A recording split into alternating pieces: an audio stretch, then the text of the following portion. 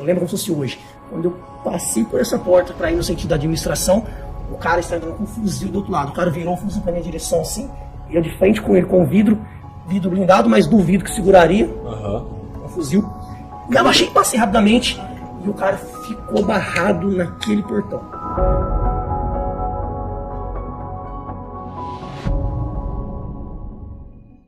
Fala aí pessoal, beleza? Aqui quem fala é o Vitor Santos, eu sou especialista em linguagem corporal, investigador profissional e perito técnico das microexpressões faciais. E você está no canal Metaforando, o maior canal de linguagem corporal do mundo.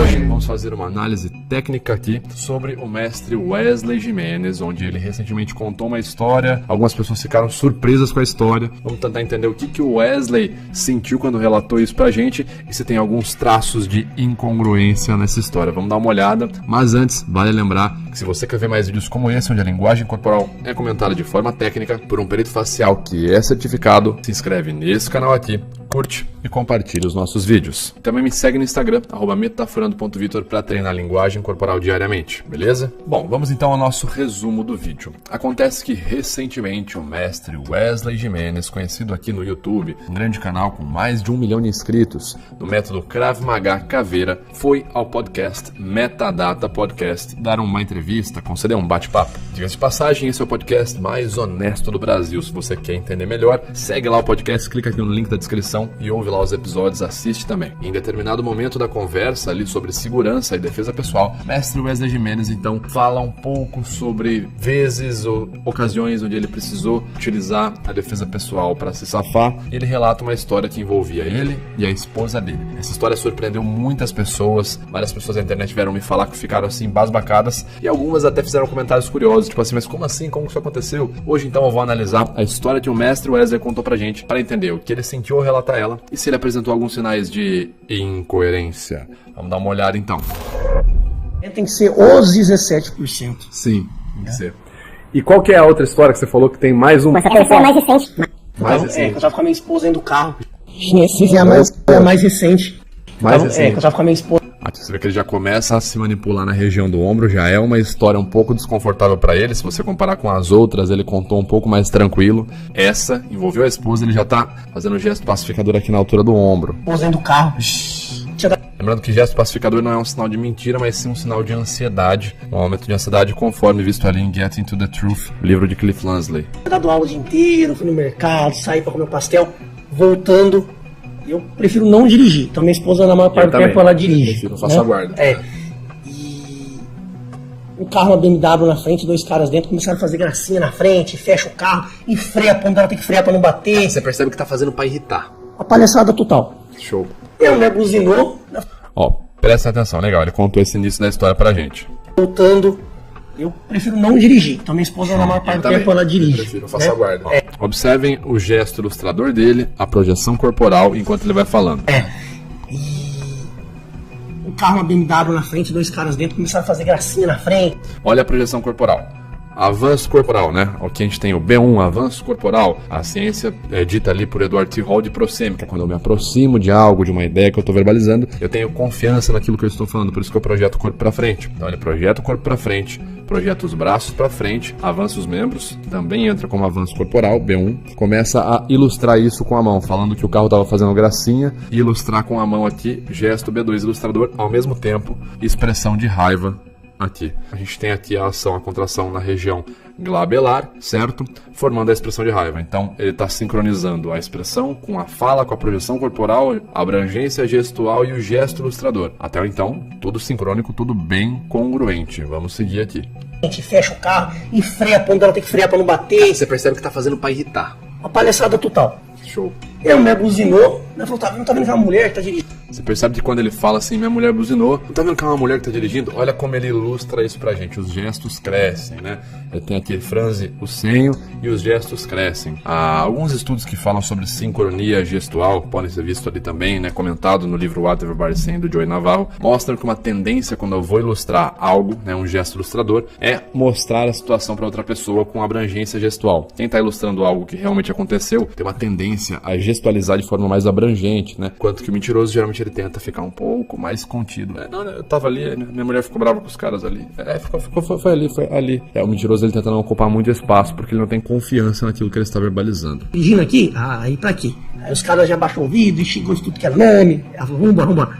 Só que ela dirigiu, parou no semáforo, um cruzamento que... Os caras vieram atrás. Os caras vieram próximo, pararam do lado. O que os caras fizeram? Desceram correndo e vieram na direção do vidro dela. Eu falei...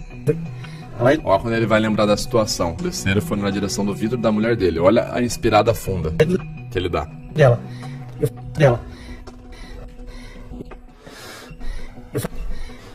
Isso aqui é uma expressão de medo. Provavelmente ele tá lembrando do momento ali que deve ter dado adrenalina, ansiedade, e vai continuar a relatar a história. Eu falei, opa, aí não. Aí eu desci rapidamente e interceptei esse caminho entre o vidro dela e os caras. Cara pra trás, fica aí, pra trás, não chega perto. Só que sozinho. Pesando 76 quilos na época, não tava intimidando ninguém. E os caras em dois. Juntou pra trânsito, sábado à noite, o lugar mais movimentado da cidade. Trânsito cheio. Os caras estavam numa BMW. Exatamente. Contexto de superioridade. Exatamente. O que os caras tentaram fazer? Foi pra cima. Vem pra cima. Aí eu lembro que... Olha a hora que ele vai falar o que ele lembra que aconteceu. Olha o canto dos lábios dele, o sorrisão que ele vai abrir ali, ó. A microexpressão aqui de felicidade. Provavelmente ele se sentiu superior nesse momento aí com o desfecho dessa situação. O treino é muito engraçado, né? A gente treina numa situação mental tão estressante que... Olha como ele avança pra falar. A gente treina numa situação tão estressante, o avanço corporal, como ele acredita no que ele tá falando. Eu me senti como se tivesse um treino mais tranquilo. Né? Embora eu tava com adrenalina, mas eu sentia que eu tava conseguindo raciocinar. Eu lembro o cheiro do perfume do cara. Ó, lembro o cheiro do perfume do cara. Olha a concordância não verbal. Eu falo do quê? Tô falando sobre cheiro. Quando eu faço uma verbalização, lembro do cheiro, o gesto indicador aponta automaticamente pro nariz. Gesto ilustrador, né? Enquanto eu aumento o volume vocal e aumento o avanço corporal, né? Me projeto mais pra frente. Bastante concordante aqui. Percebem a grande diferença em relatos assim? Da maioria dos relatos que eu analiso no Metaforando, que geralmente as pessoas não estão tão concordantes. Pega algum relato polêmico aí, você será capaz de ver por si a diferença em relatos genuínos e relatos suspeitos. Vamos classificar dessa forma. Eu tenho que tirar esses casos ficou em câmera lenta a situação. Se passasse um passarinho ali, eu veria as asas. Meus efeitos especiais são os melhores. Por isso que você tem que correr lá no Metadata, no podcast, né? Já para aqui esse vídeo, se inscreve, tá aqui no link na descrição desse vídeo, corre lá no Metadata Podcast e acompanha. É até engraçado que eu ainda vi nos anúncios assim, foi mais fácil do que um treino. Porque eu treinei tantas vezes em cenários piores, aqueles cenários esperando o pior, eu me preparei para o pior, que aquilo não estava tão ruim assim. É o que falam, né, cara? Quanto mais suor você derrama no treino, menos sangue você derrama na hora da luta, né? Lembro que levei os caras pro lado, mantendo distância, e aí o cara que estava à minha esquerda tentou me dar um soco. A hora que ele lembra do cara que tentou dar um soco nele, a U20 bilateral, microexpressão de medo, não visualização nos olhos. Mais uma vez um momento tenso. E aí o cara que estava à minha esquerda tentou me dar um soco. Eu lembro até hoje que eu ainda pensei, na hora que eu vi o soco, eu ainda pensei assim, não acredito que esse cara tá dando um soco. Eu lembro que eu pensei, não acredito que esse cara tá dando um soco. Fiz a defesa e dei um soco de contragolpe quase que instantaneamente, defendi e bati. Pô, o cara já caiu pra trás. Aí o amigo dele, que tava bem corajoso, passou a não estar tão mais corajoso. Olha como é que engraçado, ele tá falando assim, bati no cara aqui. Aí o amigo dele, olha como ele tá visualizando isso que ele tá contando. Ele tá literalmente se colocando no lugar e falando, não, eu bati no cara, bati, defendi e bati. Aí o amigo dele, olha o direcionamento corporal, como ele tá ilustrando pra gente onde ele tava na cena. Certo? Isso é super didático. Pegou, impactou. Não, vou te matar, que isso e aquilo, que eu sou isso e aquilo. Eu falei, cara, pra trás. Ah lá, de novo, o direcionamento. Ele tá falando que o segundo amigo tava aqui e ele fez a pancada pro lado de cá.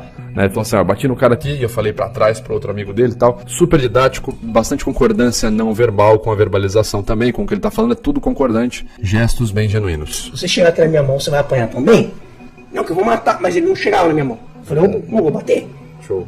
O outro cara... Ah lá, ó, ele tô aqui, tô ali. Percebam essa diferença. Ó, tô falando com o cara aqui, tô ilustrando, meu gesto, olha, eu tô olhando pra direção que eu tô gestualizando, tô verbalizando e tal. Mas o outro cara, aí eu troco o lado. Olha como ele se colocou na cena pra narrar essa situação. Isso é super didático total, gente. É muito fácil de... É como se fosse uma aula. Ele tá dando uma aula aqui de linguagem corporal genuína.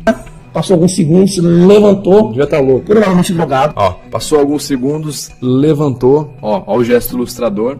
junto com a verbalização. Levantou, aumento do volume vocal. Levantou, quando eu aumento o volume vocal, também, ali a gente consegue encontrar isso no Get Into The Truth, eu tenho convicção do que estou falando, ok? Gente, eu acho que a gente pode parar por aqui. Em relação ao que o Wesley mostrou pra gente, a gente consegue ver bastante congruência não verbal no que ele tá falando, e as emoções que ele sente quando ele tá narrando a situação. Felicidade, em vários momentos ele sorri ao lembrar dessa situação, talvez ele tenha gostado do desfecho de ter conseguido interceptar os agressores, certo?